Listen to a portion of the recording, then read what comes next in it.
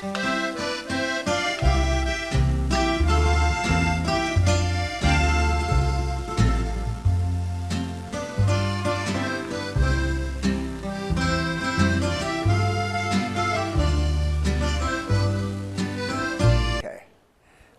my name is Gil Sperry, and I'm really honored to be here today. I'm an author, actually a teacher author, and I'm here at the MCLS Big Box Grant presentation at Fullerton Public Library.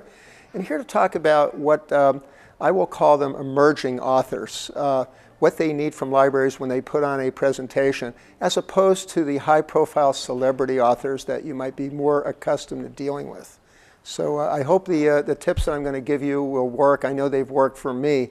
In the last 2 months, we've done 25 presentations at both the MCLS and also the PLS libraries in Northern California.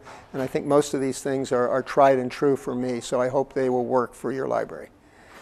But before we start that, I'd like to just tell you how much books mean to me and how much libraries mean to me. I grew up in northeastern Pennsylvania, a hard coal region, Wilkes-Barre, Scranton. And my mother was an avid reader, and she got me to the library at a very early age. In fact, I had my own library card in first grade, which I thought was pretty cool. And what basically happened is I now have passed that along to my children, and they passed it along to their children, and they're all avid readers. And how important is it not to just be able to have access to books in libraries, but also have access to authors? Let me give you an example. In Palos Verdes, where I lived with my children, we went to the Palos Verdes Library to hear one of my all-time favorite authors speak, Ray Bradbury. And I had the honor of not only listening to him read from his works, but to ask him the question, of all your kaleidoscopic creations, which one was your all-time favorite? Ray Bradbury said, "Something wicked, this way comes." So what an honor, and to hear and to have my children listen to someone that incredible. So I think that what I'm going to offer for you today, if you are a library and want an emerging author, someone who doesn't have that high-profile celebrity status behind their name, if you will work with these few things, I think you'll be very, very successful. And the first one I want to talk about is communication. Now, I've written 2 books. The first book is called Mariachi for Gringos. It's a music book. These are special interest books, okay? The second one is called Soccer Story, a Football Fable, and it's a book about sports. So music and sports are my special interest books. I've been honored, by the way, in my second book to just win the 11th Annual International Latino Book Award for Best Young Adult Sports Book - English.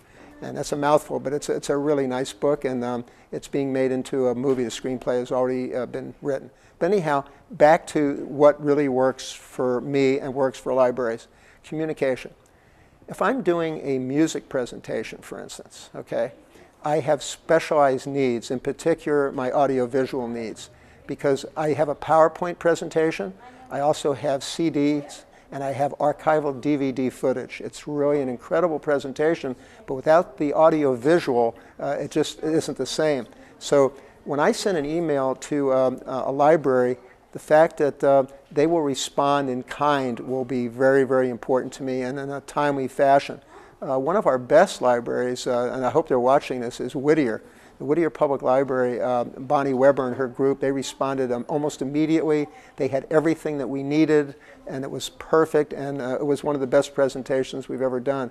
They also had an incredible poster that they made up, which is suitable for framing. The reason I can't show it to you today is it's hanging in our den, and my wife wouldn't let me take it with me. But it's absolutely incredible. And the night of the event, they actually had an arrow pointing from that poster to a smaller one and said, "Tonight only, don't miss it. Mariachi 101, 7 p.m. So if you will talk up the particular event and get to the special interest groups in your area. For instance, if it's music, you have music schools, you have music teachers, music stores, the mariachi musicians.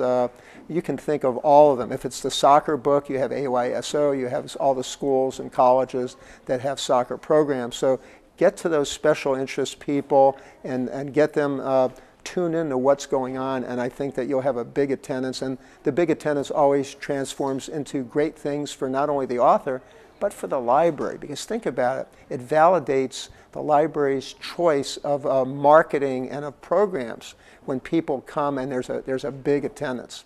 Now, one thing that might be a problem is age appropriateness of the particular presentation as to the time as to when you're going to schedule this. So for instance, if I'm doing my soccer book and or a presentation I've made up aimed at elementary school children called How to Write a Book, which is a stealth attack on getting kids to read, that would be a great thing to have for instance, a Saturday morning or Saturday afternoon, because usually someone's going to have to bring those children to the library. On the other hand, the Mariachi presentation, which is interactive and multimedia, is really a prime time presentation, and we get a major adult audience there. So that would probably be better for an evening, say 7 o'clock, 7 to 8. So anyhow, the communication is important, the publicity is important, and the timing is important. Well, here's one you're not going to believe. Perhaps just as important as all these are the refreshments. I kid you not. Free refreshments. Now think about it. Think about how tough times are right now. So you also want to have the appropriate refreshments. So when I'm doing my mariachi presentation, churros and pan dulce and cafe are perfect. But you would also think that chips and salsa would be perfect. Not so. They're messy, and there's a lot of sound pollution. So I was doing a presentation in Hayward, and the crunch of those nachos was driving me crazy. And of course, the salsa looked so good, I wanted to stop my presentation and dig in myself. So make sure you have the appropriate refreshments. That's very, very important.